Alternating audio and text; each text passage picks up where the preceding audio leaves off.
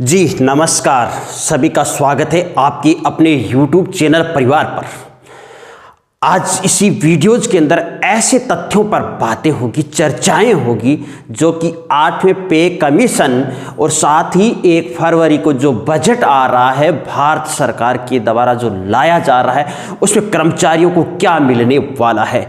आपने श्रीमान इंडिया के ही नहीं वर्ल्ड स्तर के टॉप यूट्यूबर का एक वीडियोज देखा होगा जिनका नाम है ध्रुव राठी।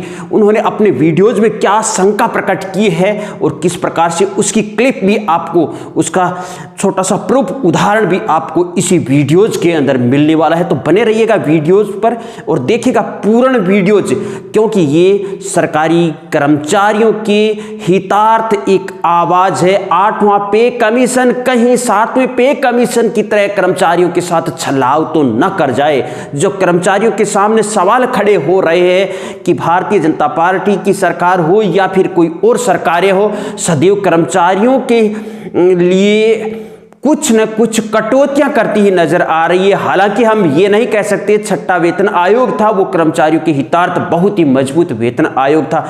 आज कर्मचारी, जैसे आपने ध्रुव राठी जी के वीडियोज में देखा था, किस प्रकार से टैक्स से पीड़ित है। अगर वो मकान बनाता है तो टैक्स पे करना पड़ता है, हर एक सामग्री पर कपड़े खरीदता है तो टैक्स पे करना पड़ता है। क्या ऐसा नहीं होता? राशन सामग्री खरीदता है तो टैक्स पे करना पड़ता है, आवागमन करता है तो टैक्स पे करना पड़ता है, चाहे पेट्रोलिंग हो और अन्य हो, और अपनी सैलरी पर भी टैक्स पे करना पड़ता है। अगर कर्मचारियों की आय को बढ़ा दिया जाता है 8वें पे कमीशन पर जो कहा जा रहा है उतना, किंतु अगर टैक्स की दरों के अंदर छूट नहीं दी गई तो वो बढ़ोतरी कर्मचारियों के विशेष कर्मचारियों को लाभ देने वाली नहीं होगी। तो साथियों, ये आपके हितार्थ ही एक आवाज बन रही है, इसलिए आप चैनल को सपोर्ट जरूर कीजिएगा। अगर चैनल पर पहली बार विजिट कर रहे हो तो चैनल को सब्सक्राइब कीजिएगा, पास बनी बेल आइकन को भी प्रेस कीजिएगा और इस वीडियोज को लाइक से और अधिक से अधिक साथियों तक शेयर करना मत भूलिएगा, क्योंकि हम हर एक उस शख्स को टेक करते हुए आपके सामने सामग्री ला रहे हैं, क्योंकि उन शख्स को भी जगाया जा रहा है। जैसे हमने कल का वीडियोज, परसों का वीडियोज था आपका सामने, रवीश कुमार जी को टेक करते हुए किया था। आज का विशेष वीडियोज श्रीमान ध्रुव राठी जी से निवेदन रहेगा कि आप भी इस मसले पर आइएगा और जिस प्रकार आपने वो वीडियो बनाया, जारी किया, the end of middle classes, the end of middle classes डाइन इनकम टैक्स को बताया गया, ऐसा ही the end of government employees, the end of government employees पर भी चर्चा कीजिएगा और वो आप वीडियोज भी लाइएगा। हम यहां पर आपके माध्यम से उन सभी तमाम कर्मचारियों की तरफ से आपका स्वागत करते हैं, उसी वीडियोज का इंतजार करते हैं। और ध्रुव राठी जी ने जो इस वीडियोज में कहा था उसकी क्लिप भी आपको इस वीडियोज में हम दिखाएंगे। हाँ, अभी तक सब्सक्राइब नहीं किया तो फिर भूल जाओगे आप, पहले चैनल को सब्सक्राइब कर लीजिएगा, पास बनी बेल आइकन को प्रेस कर लीजिएगा और वीडियो को लाइक और शेयर जरूर कीजिएगा। सरकार से और इस बजट में आशा उम्मीद नहीं, जिन भी स्रोतों से जो भी आपके हितार्थ आवाज उठा रहा है उनका सहयोग करते हुए, अगर आप घर से बाहर नहीं निकल सकते, अगर आप ट्विटर पर नहीं जा सकते, अगर आप किसी भी अन्य आधार से मांग प्रस्तुत नहीं कर सकते, तो आपके लिए जितने भी साथी, बहुत सारे साथी सोशल वर्कर है, सोशल नेटवर्क पर कार्य करते हैं, उनका सहयोग कीजिए ताकि सरकार के पास ये मांग मजबूती से जाए और आपकी मांग को मानने के लिए सरकार बाध्य हो जाए। क्योंकि मैंने कल आपको एक उसी यानी कर्मचारी जो यूनियनें होती हैं उनके लीडर का इंटरव्यू आपके सामने दिया था। उन्होंने भी कहा था, जो कि भारतीय जनता पार्टी से ही संबंधित है, उन्होंने भी कहा था अगर कर्मचारियों के हितार्थ अब कार्य होगा तो हम भी मैदान में आएंगे कर्मचारियों की आवाज को बुलंद करने के लिए। क्योंकि आपके सामने सपने दिखाए जा रहे हैं फिटमेंट फैक्टर के, और मेरे जैसे अनेक साथी काम करते हुए आपको बता रहे हैं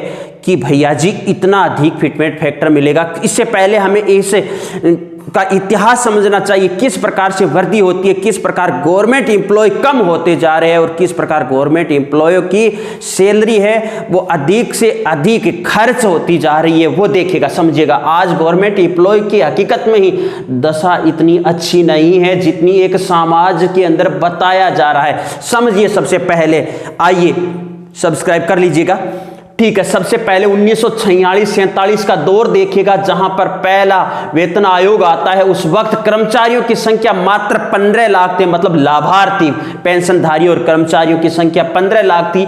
जनसंख्या के अनुपात से देखें तो ये एक अच्छा आंकड़ा था और 55 रुपए न्यूनतम वेतन निर्धारित यहां पर किया गया था। जस्ट दूसरा सेकंड आपके सामने आता है और सेकंड आता है 1957 से 59 के बीच, मतलब यहां पर निरंतरता बनी हुई है। न्यूनतम वेतन 55 से 80 कर दिया जाता है। देखिएगा यहां पर 25 रुपए की वृद्धि की जाती है। देखिएगा यहां पर 25 रुपीज की वृद्धि होती है, प्लस होता है, जबकि इंप्लॉय की वृद्धि 10 लाख अधिक हो जाती है। 25 लाख इंप्लॉय यहां पर अधिक हो जाते हैं। और आपको याद है इस वक्त जनसंख्या के अंदर कोई अत्यधिक वृद्धि नहीं हुई थी। जनसंख्या दर को देखते हुए यह इंप्लॉय संख्या भी बिल्कुल सही थी, मतलब सरकारी मशीनरी की संख्या बढ़ती जा रही थी।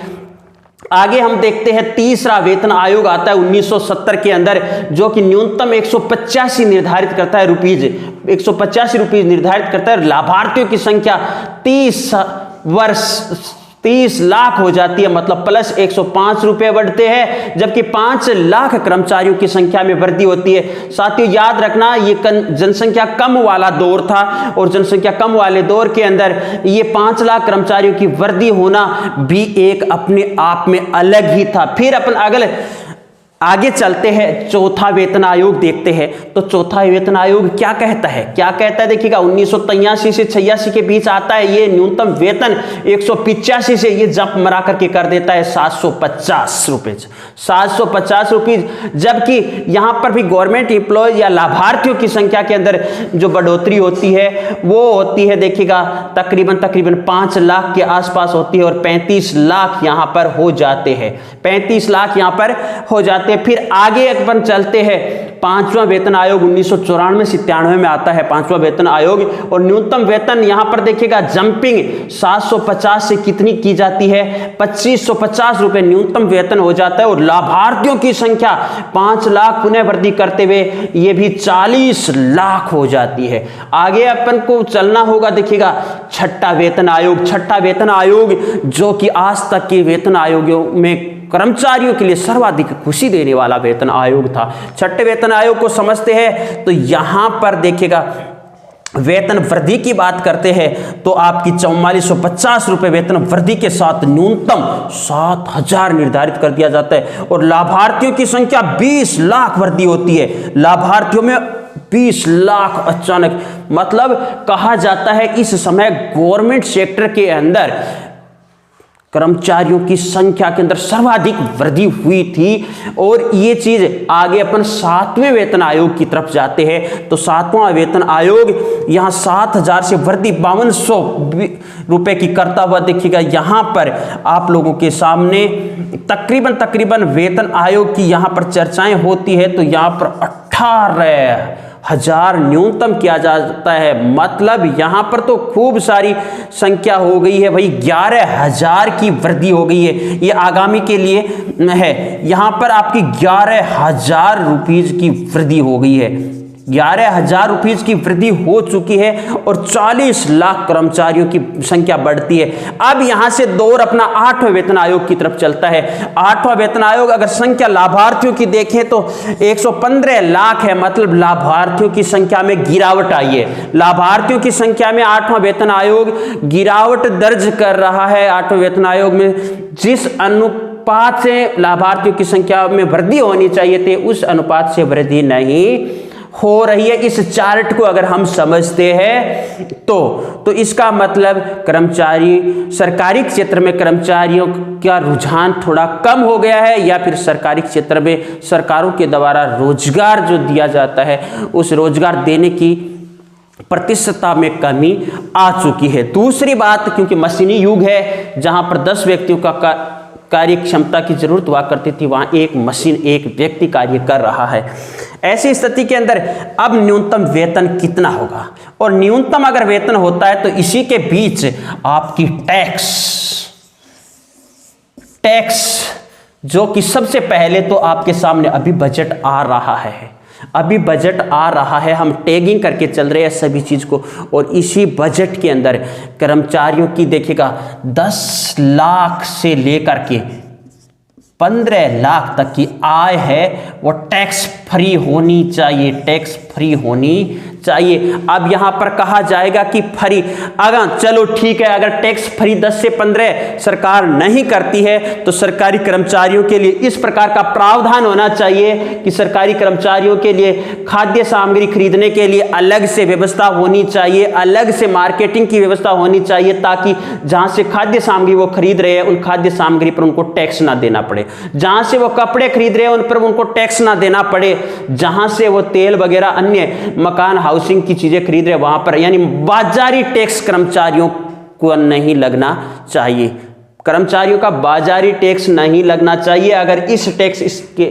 स्लैब में परिवर्तन नहीं किया जा रहा है तो कर्मचारियों के लिए या तो बाजारी टैक्स के लिए अन्य प्रावधान होना चाहिए या फिर इस टैक्स के अंदर छूट देनी चाहिए। आइए विचार करते हैं, उम्मीदें बनाते हैं हमारी माननीय वित्त मंत्री महोदय जी से, उम्मीदें बनाते हैं हमारे माननीय प्रधानमंत्री जी से, उम्मीदें बनाते हैं इन 115 लाख जो कर्मचारी इंतजार कर रहे हैं, आशा उम्मीद में बैठे हैं कि हमारे वेतन में भी वृद्धि होगी। देखिएगा साथियों, इसी अनुरूप अगर वेतन की बात करें तो बड़ा बड़ा आंकड़ा अभी आपके सामने सार्वभौमिक जो चीजें चल रही है वो आंकड़े की चर्चाएं, यहां पर एक आंकड़ा सबसे बड़ा आपको निराशा पैदा करने वाला आया है, वो आया है आपका न्यूनतम वेतन 23,400 का, महंगाई मार को देखते हुए, किंतु ये सरासर गलत होगा, ऐसा नहीं।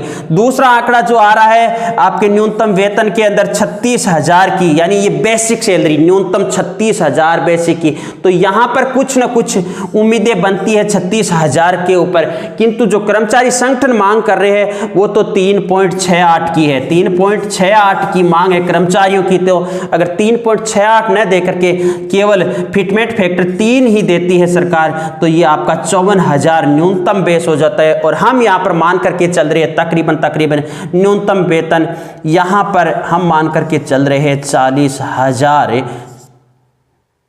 से लेकर के आपका 51,000।